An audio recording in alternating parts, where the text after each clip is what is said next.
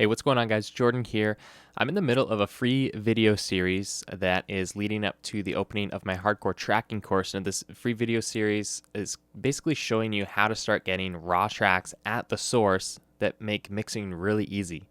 Like, chances are, like for me, and maybe for you, back in the day, I spent so much time and money on plugins and trying to tweak and mangle and twist tracks into something that sounded good, sounded professional, and it just never got there. My mixes never really hit. They never really translated that well until I actually started getting really serious about the recording phase and getting things right at the source. So I'm going to jump right into an example here. So these are two different versions of guitar tracks. Now, this one on the top here, right here is just our drum and bass stem, just for reference. Drum and bass there. And then this track here is an example of a guitar track that was just recorded with like one pass all the way through. So I just hit record, I let the guitar player play this entire section start to finish in one take, and then doubled it. So we got left and right, two tracks. And then below, we've got another example where I split up and actually took it in very, very small sections and then put it all together in a way that still sounds natural and clean, but it sounds much, much tighter. Now, the reason I wanted to do this quick little video is to A/B those two tracks, and I want you to listen to how the tone itself changes just from having different performances. So without further ado, let's listen to version 1. And again, this is just the riff played start to finish all the way through in one take.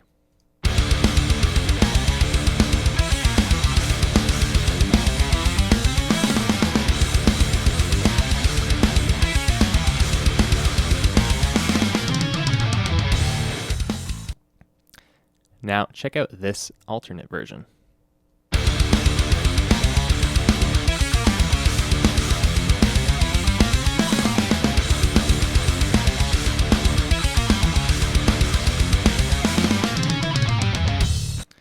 Okay, it's obviously way cleaner, way clearer.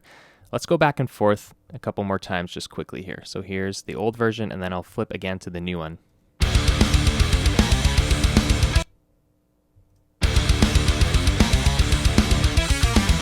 Now this time when I flip back and forth, I don't want you to listen to the notes and the performance, but just listen to the tone. Listen to how the guitar sounds, like the low end, the fullness, the clarity, all that stuff. So here again is the loose version, and then I'll immediately switch back to the tight version.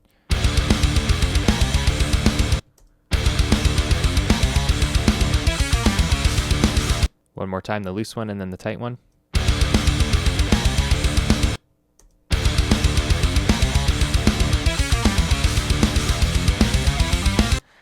Now, I don't know about you, it's not like a massive, massive thing, but I wouldn't say it's subtle either. I can hear a distinct difference in the actual quality of the tone itself. Like, before we even talk about how much easier it is to actually hear the riff and the notes and how well it's played and all that stuff, the actual tone itself, to me, sounds bigger, fatter, fuller, thicker, and obviously has more clarity and tightness and punch to it, just because it's played tighter. Now, between these two takes, literally nothing changed in the chain. It's the exact same guitar, same player, same amp, same settings, same mic, all of that stuff. It's only the actual performance and really paying attention to get it really tight piece by piece. That's the only thing that changed, and it made a big difference on the tone. I'm going to turn these tracks up a little bit and let you hear one more time. And again, just listen to the difference in tone here. Here, once again, is the loose one followed by the tight one.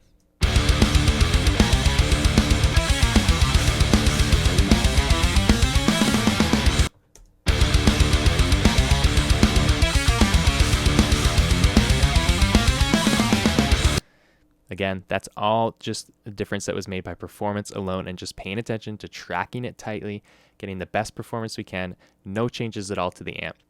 So that's just a real world example that you can hear of just how important tracking it tightly is. You know, I've talked about this on so many videos, podcasts, courses, and everything. It all starts with the tracks you get at the source.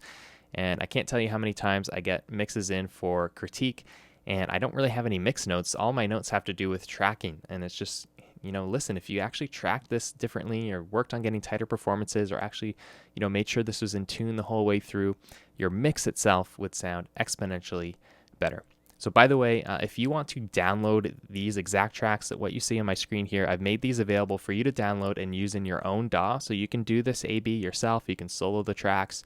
You can also use this tone as a reference to compare your guitar tone to, especially when you're tracking, if you're not really sure how to know when to commit to a good tone or what's enough gain, or how bright or dark should it be, stuff like that. You can use these raw tracks as reference. Again, this is just an amp into a cab with one single mic, double tracked, so it's a really clean, just raw representation of a good guitar tone in its raw state. So click on the link that's appearing in the video here and below in the description. You can sign up for the free Hardcore Tracking video series.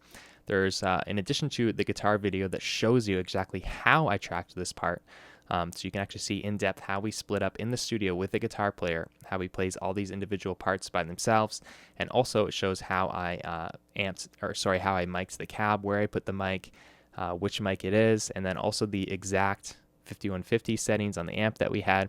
All that stuff is in the video, and then there's also 2 other videos you're going to get on overall signal chain strategy, and then another one about how to make your room work for you, not against you, no matter how limited or small it is. So click the link, sign up for that free video series, and you can download these raw tracks right away on the page for video 2. All right, thanks guys, take care.